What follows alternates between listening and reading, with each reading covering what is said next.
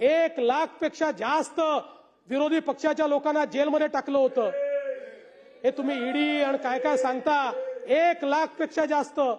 माझे वडील 2 वर्ष जेलमध्ये होते, आमच्या काकू शोभाताई 2 वर्ष जेलमध्ये होत्या।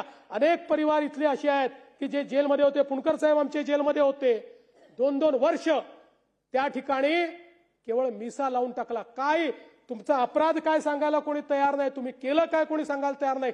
केवळ तुम्ही विरोधी पक्षाचे सदस्य आहे म्हणून या देशामध्ये बाबासाहेबांचं संविधान गोठवून त्या ठिकाणी अख्खा अपोजिशन जेलमध्ये टाकण्याचं काम केलं होतं।